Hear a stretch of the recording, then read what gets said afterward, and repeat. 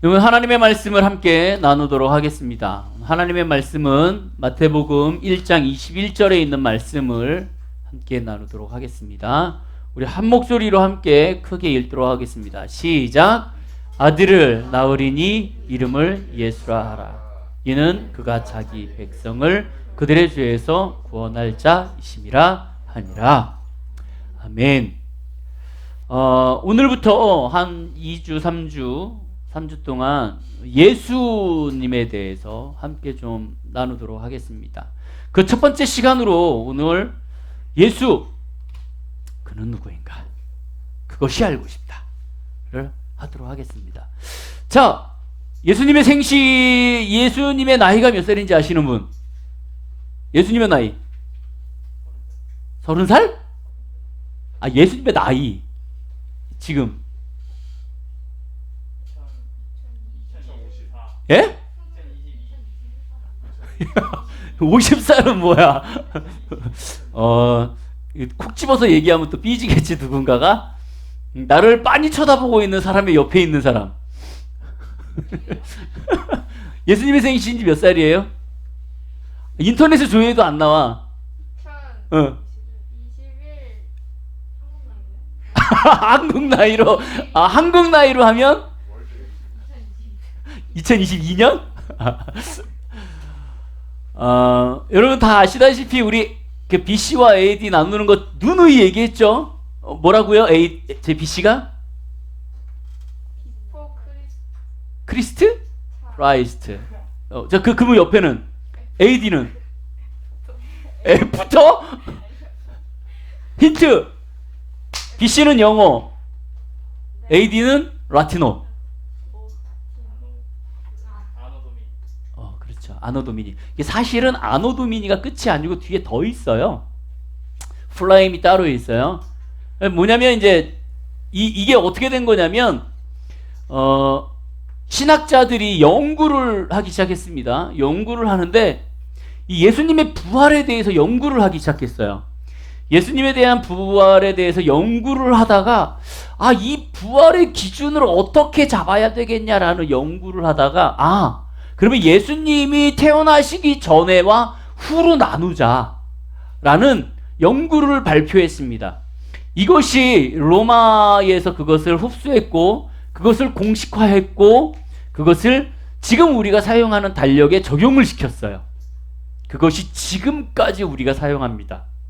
그래서 BC는 Before Christ 해갖고 예수님 전 시대 영어로 되어 있고요. 이 AD는 라틴어로 해서 아노 도미니. 그래서 뒤에 쭉 있어요. 그 뜻은 뭐냐면 쉽게 얘기하면 이거예요. 예수님의 전 시대를 의미하는 거고 이 AD는 우리 주님 예수 그리스도의 시대가 플레임이에요. 정확하게는 오늘은 예수는 누구인가라고 얘기하기 때문에 우리 예수님에 대해서 좀 더 이제 세부적으로 한번 들어보도록 하겠습니다. 그래서 이 예수님의 시대를 우리는 아노 도미니라고 얘기해요. 근데 왜 이 시대까지 그것이 오고 있냐?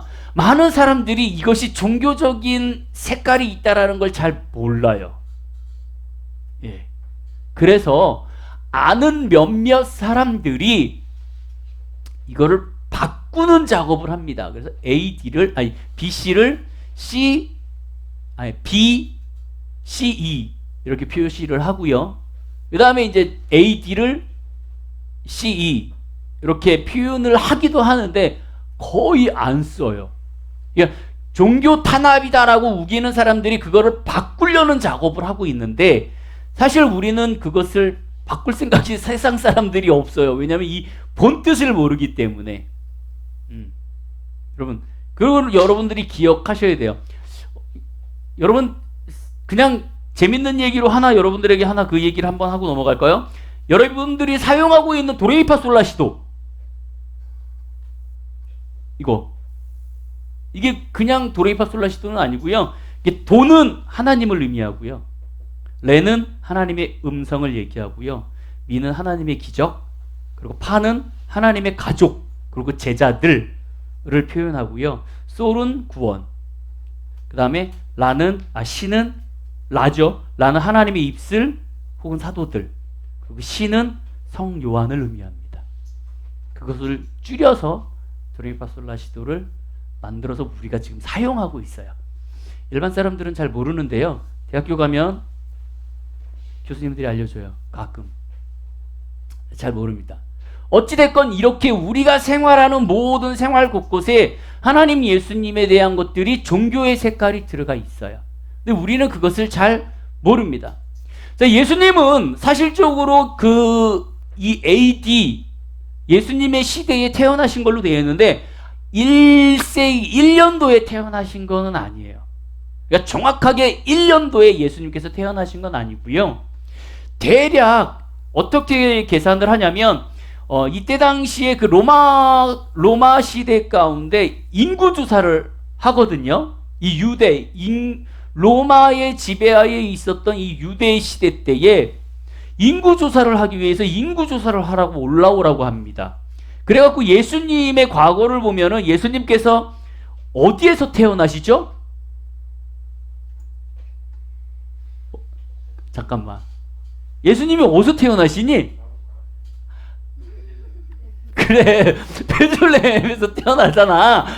마구간이, 그래, 마구간은, 그렇지, 마구간에서. 근데 자, 여러분한테 질문할게요. 예수님이 어디서 태어나셨어요? 베들레헴. 역시 부부야. 베들레헴. 자, 그러면 제가 한 가지 얘기해 드리겠습니다. 고대 이 유대의 그 문화에 따르면 자식의 이름을 부를 때는 어떻게 부르냐면 요셉의 아들 이렇게 불러요. 대부분. 혹은 마리아의 아들 이렇게 부르는 것이 통상적입니다. 또 하나 가장 많이 부르는 것이 태어난 곳의 이름을 붙여서 하는 거예요. 어디서 태어났어요? 아니, 당신이 어디서 태어났어요? 여기서 태어났어요. 여기의 딸. 이런 식으로 서울에서 태어났으면 서울의 누구 이렇게 부르는 지명을 붙이는 게 이 시대 당시에는 정상이었어요. 자, 그러면 예수 그리스도께서 어디서 태어나셔요? 베들레헴에서 태어나셨는데 예수님을 뭐라고 불러요? 나사렛 예수. 왜? 퀘스천. 고향이 나사렛? 고향은 어디예요? 태어난 곳을 고향이라 그러죠. 베들레헴이에요. 이게 왜 그러냐면 예수 그리스도께서 이 동정녀 마리아가 성령으로 잉태를 하잖아요. 이 예수님의 시대에 이렇게 들어갈게요. 예수님의 시대에 예수님께서 이렇게 태어나시기 전에 정말 마리아라는 여인이 있었어요. 이 마리아라는 여인이 어디에 있었냐면 나사렛에서 살았어요. 이 나사렛에서 살던 마리아에게 이제 그 가브리엘 천사가 나타나죠. 가브리엘 대사장이 나타납니다. 나타나갖고 네가 성령으로 잉태할 거야 라고 얘기를 해요. 그때 마리아가 뭐라 그러죠? 네, 당신의 말대로 나에게 이루어질 것입니다 라는 확고한 믿음을 합니다. 근데 이 가브리엘 천사가 이 마리아에게 성령으로 잉태할 것을 얘기하기 이전에 뭐라고 얘기하냐면 너희 언니가 이미 임신을 했어. 아이를 못 갖는 사람이 임신을 했어. 이미 임신을 해갖고 아이를 가졌어. 그래서 마리아가 넘어가갖고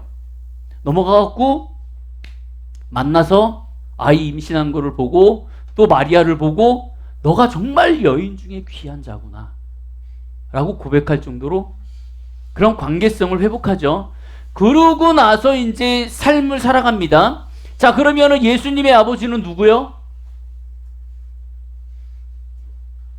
누구? 그래. 아니, 잠깐만. 이게 내가 지금 저거 하고 있는 거예요. 기초하고 있는 거예요. 예수님의 엄마 누구?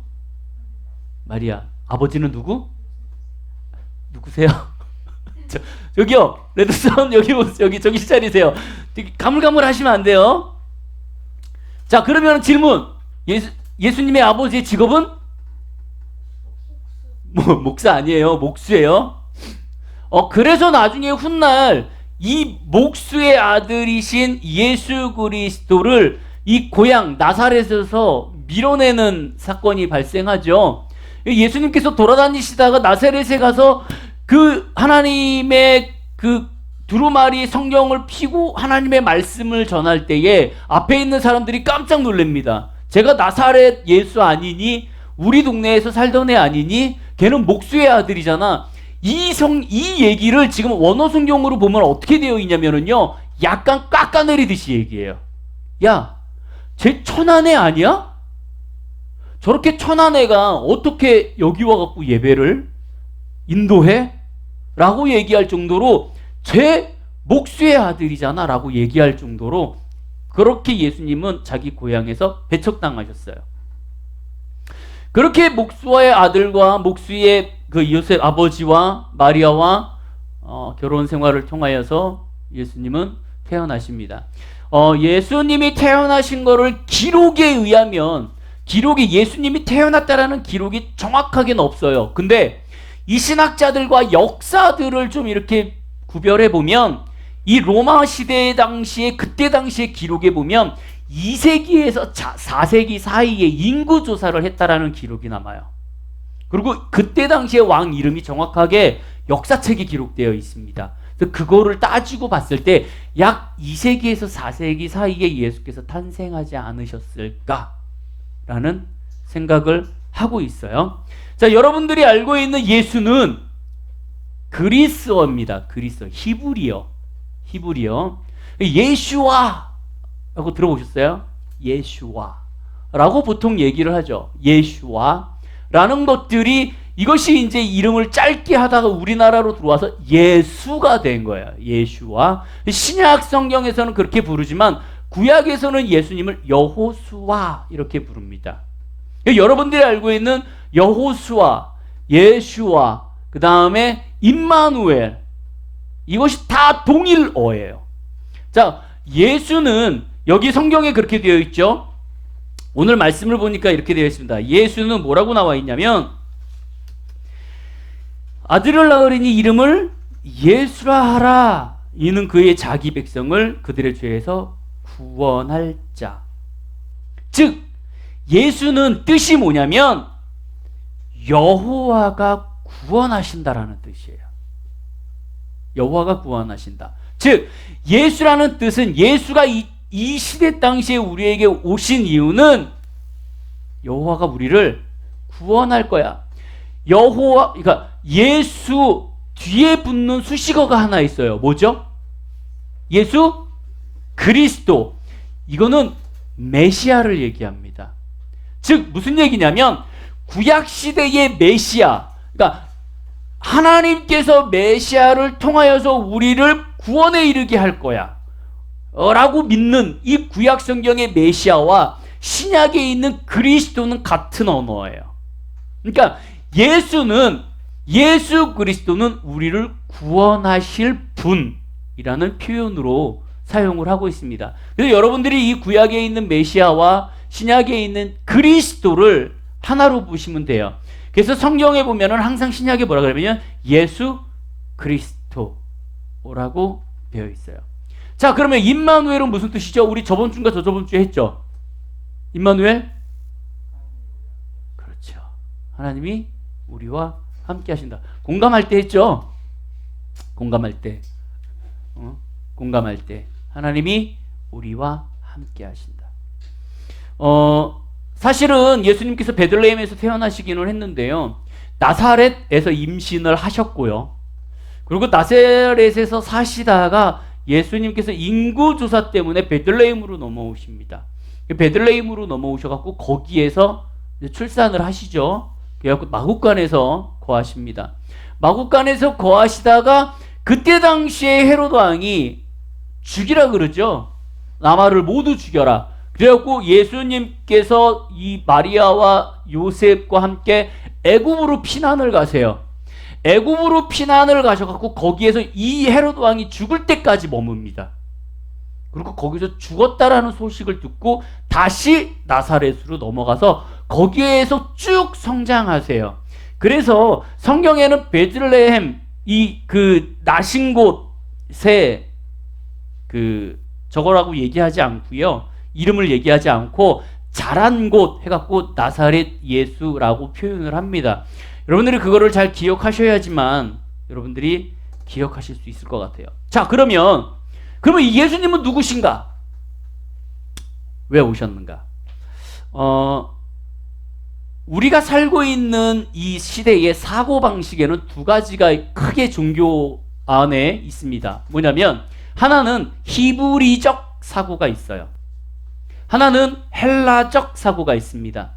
자, 우리가 예수 그리스도를 받아들이지 못하는 것은 왜 그러냐면 우리는 헬라적 사고를 갖고 있어서 그래요. 볼게요. 히브리인들, 유대인들이 왜 예수님을 잘 믿을까? 예수님이 하나님을 잘 믿을까? 물음표를 갖지 않고 왜 유대인들은 그 하나님을 바로 흡수할 수 있을까? 왜 그러냐면요, 이 유대인들은 분석하지 않아요. 쉽게 얘기하면 이 유대인들 히브리적 사고는 뭐냐면요, 자기가 경험하고 자기가 느끼고 자기가 사랑하는 그대로를 받아들입니다. 한마디로 얘기해서 내가 너를 사랑해. 그러면 이 사랑 관계를 알죠? 하나님이 나를 사랑한대. 아, 이런 거. 그리고 바로 받아들여요.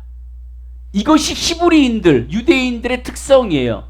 근데 우리 현대인들은 지금 히브리적 사고를 갖고 있는 게 아니라 헬라적 사고를 갖고 있어요. 이게 무슨 얘기냐면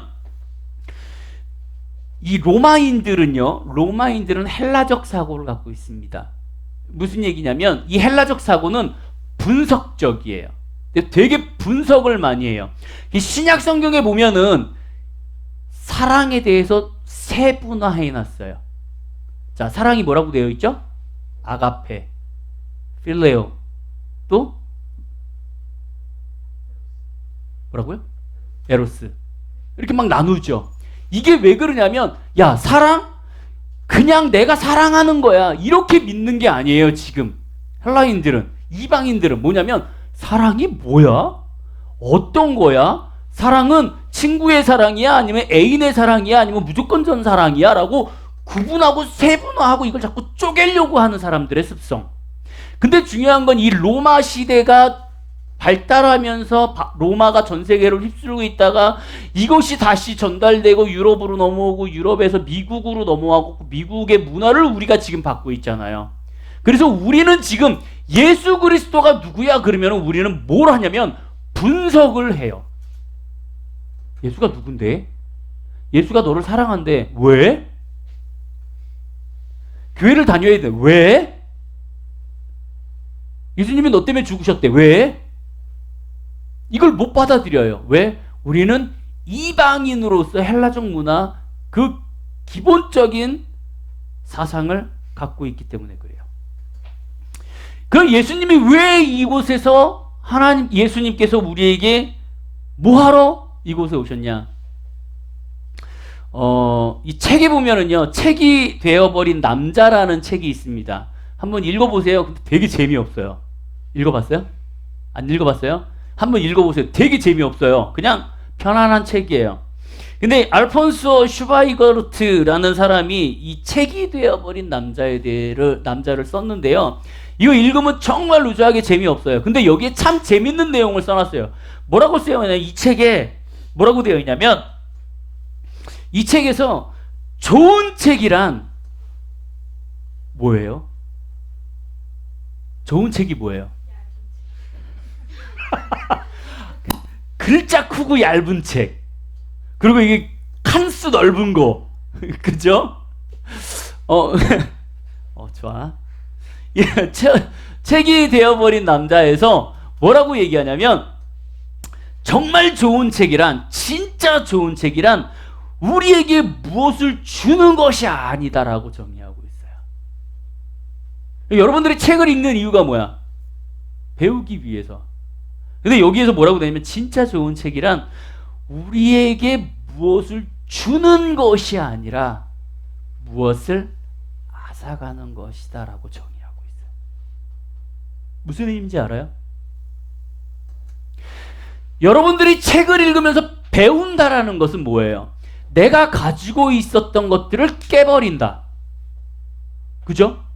나의 개념, 나의 고정관념, 내가 가지고 있었던 어떠한 기본에 가지고 있었던 그런 기본 틀들을 깨야지만 내가 그것을 받아들인다라는 거예요.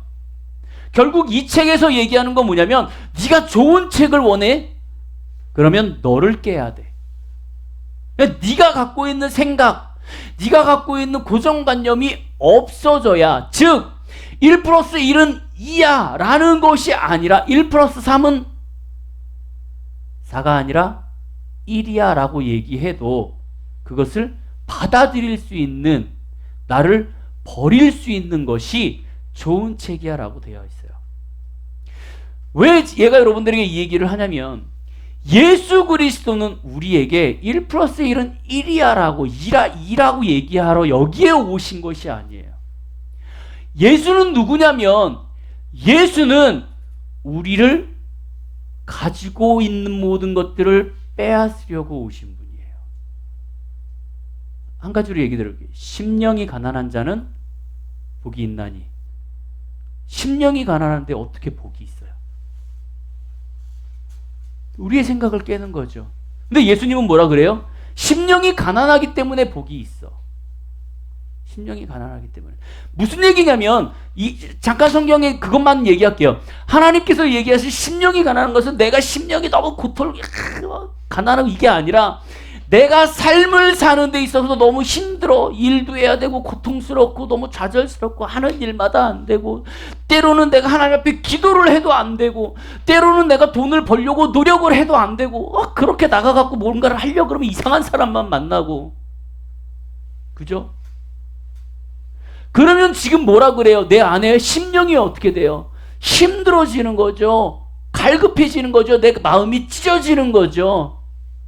그것을 가지고 하나님께서 뭐라고 얘기하시면, 예수님께서 뭐라 그러시냐면, 그 상황을 심령이 가난하다라고 표현하고, 원어 성경에는 그렇게 표현하고 있는 거예요. 지금 무슨 얘기냐면, 내가 어렵고 힘들고 좌절스러워 보니 그때 비로소 예수 그리스도를 찾더라. 그죠? 심령이 가난하니 복이 생기더라. 자, 성경에 보니까는 이렇게 되어 있어요. 내가 너로 큰 민족을 이루고 내게 복을 주어 내 이름을 창대케 하려니 너는 복이 될지라. 즉 여기에서 창세기 12장 2절에서 나오는 게 뭐냐면, 내가 너희를 창대케 할 거야. 예수 그리스도께서 사람을 만드시고 뭐라고 얘기하냐면, 너로 큰 믿음을, 큰 민족을 이루게 할 거야. 그리고 네 이름을 크게 할 거야. 지금 우리한테 얘기하신 거예요. 여러분들에게 얘기하신 거예요. 하나님이 태초에 하나님이 천지를 창조하시고 사람을 만드시고, 그리고 우리에게 뭐라 그러셨냐면, 너 큰 민족을 이룰 거야. 그리고 너는 크게 될 거야. 그리고 뭐라고 그러냐면, 세 가지, 세 번째, 너는 복의 근원이 될 거야 라고 되어 있어요. 자, 여러분들이 복의 근원이 될 수 있기를 원합니다. 여러분들이 복의 근원이 되셨을 거라고 믿어요. 자, 그러면 여러분 복의 근원이 뭐예요? 여러분, 우리가 잘못 생각하는 건 뭐냐면, 예수 그리스도를 믿으면 복이 생긴다라고 생각해요. 어떤 사람이 친구가 있었답니다. 정말 친한 친구가 있었대요. 이 사람이 너무 안타까운 거야. 옆에 있는 친구처럼 저 친구가 교회를 다녔으면 좋겠고, 회개했으면 좋겠고, 아프면 회개라고 얘기했으면 좋겠고.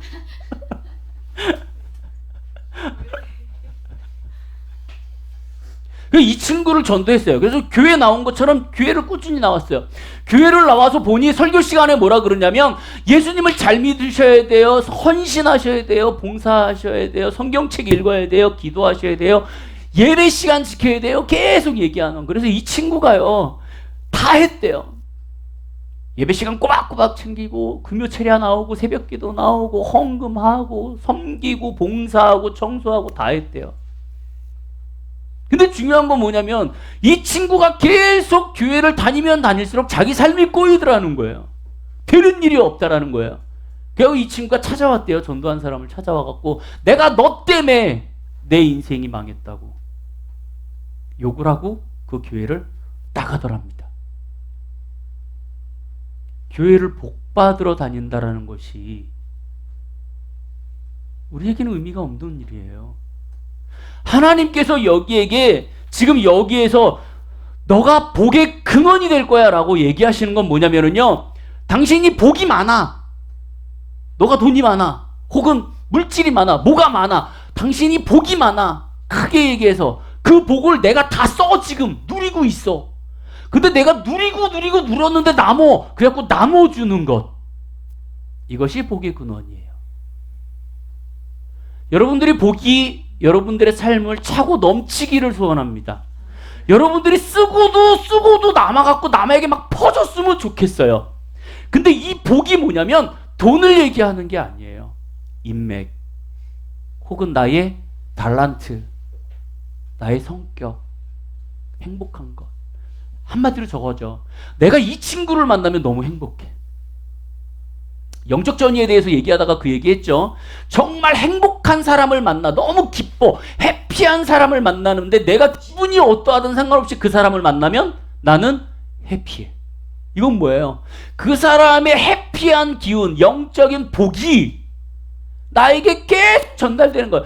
내 삶에서 내가 행복한 것이 차고 넘치고 기쁨이 차고 넘치고 넘치다가 너무 넘쳐갖고 할 수 없으니까 이게 계속 남한테 전달되는 것, 이것이 복의 근원이라는 거예요. 예수님은 우리에게 패러다임을 바꾸려고 오셨어요.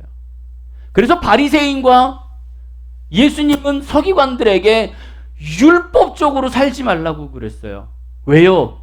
예수는 누구냐면 예수는 우리의 개념을 바꾸기 위해서 오신 분이에요. 우리의 이해할 수 있는 것으로 예수를 이해할 수 있는 분이 아니에요. 그 예수님을 이해하려고 하니 내가 물음표가 생기는 거예요. 왜? 분석을 하려고 하기 때문에. 예수님은 우리에게 복음을 주려고 오셨습니다. 복음을 영어로 하면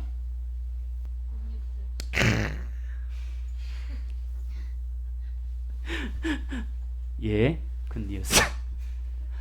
아유, 왜? 맞아요, 굿뉴스. 이게 그 히브리어로 보면은요, 뭐라고 되어 있냐면 유앙겔리온 이렇게 되어 있어요. 헬라어로 유앙겔리온이라고 되어 있는데, 사실 예수님의 복음을 우리는 복음, 굿뉴스 혹은 굿 메시지 이렇게 표현을 합니다. 영어로 굿 메시지 혹은 굿뉴스, 헬라어로 유앙겔리온이라고 표현하는데요. 여러분, 이 복음이라는 원래 언어를 우리가 먼저 사용한 게 아니에요. 기독교가 먼저 사용한 게 아니에요. 이 복음이라는 단어를 굿뉴스를 어디서 사용했냐면, 이 로마 황제가 자기에 있는 모든 하인들, 자기 신하들, 그리고 백성들에게 편지를 쓸 때 이 편지 받는 입장에서의 느낌을 굿뉴스라고 표현했어요. 자, 여러분 생각해 보세요. 내가 지금 조선시대에 살아. 조선시대에 사는데 왕이 나한테 편지를 썼어. 서신을 썼어. 자, 그러면 여러분 조선시대에 서신을 받으면 어떻게 해요? 앞에다 놓고 절을 하고. 왜요? 너무 좋은 거야. 너무 행복한 거야. 너무 감사한 거지. 저 위대하신 분이 나한테 지금 편지를 쓴 거죠. 그때 사용했던 것이 뭐냐면 굿뉴스예요. 복음. 이렇게 표현을 했어요. 근데 예수께서는 이 땅에 왜 오셨어요? 누구세요? 예수님은 아까 뭐라 그랬어요? 우리의 생각을 바꾸려고 오신 분. 무슨 얘기냐면, 이 복음이라는 단어를 로마 시대의 지배와 어떠한 욕심과 어떠한 그 물질적인 것, 정복, 획득을 위하여 이 문서를 백성들한테 줬다 그래요. 무슨 얘기냐면, 야, 너희가 이렇게 정복을 해. 이렇게 전쟁을 해갖고 정복을 해. 그리고 너희가 이렇게 획득을 해. 라는 서신을 주어졌다 그래요. 그것이 복음이었어요. 근데 예수님께서는 이때 당시에 오셔갖고 뭘 바꾸셨냐면, 정복하고 획득하는 것이 복음이 아니라 너희를 버리고 사람들과 함께하는 것, 사랑하는 것, 그들을 섬기는 것, 그리고 예수 그리스도를 통하여서 구원에 이르는 것이라고 계속 바꿔가면서 사용하시는 거죠.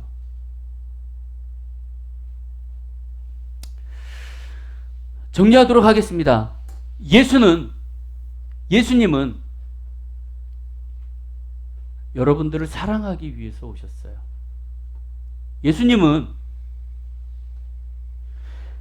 하나님의 아들로서 이 땅에 내려오셔서 보이지 않는 하나님의 율법적인 삶을 보임으로써 하나님을 증거하신 분이 예수님이에요. 우리가 예수를 그냥 예수 그리스도, 예수, 메시아, 구원할 자라 이렇게 얘기할 것이 아니라 인간으로 내려오셔서 우리의 패러다임을 바뀌고 우리의 삶을 바뀌고 우리의 생각을 바꾸어 우리에게 좋은 소식을 전하는 분임을 여러분들이 기억하셨으면 좋겠어요. 항상 예수님이 여러분들과 함께 가시면서 여러분들의 복의 근원이 되셨으면 좋겠고, 그 교회를 다닌다고 해갖고 받는 복을 생각하는 것이 아니라 내가 후에 예수 그리스도와 맞닥뜨려서 정말 주님 앞에 갔을 때에 받을 복을 기억하시고 상기하시면서 여러분들이 주님 앞에 온전히 나아가시는 귀한 삶이 되시기를 주님의 이름으로 축복드립니다.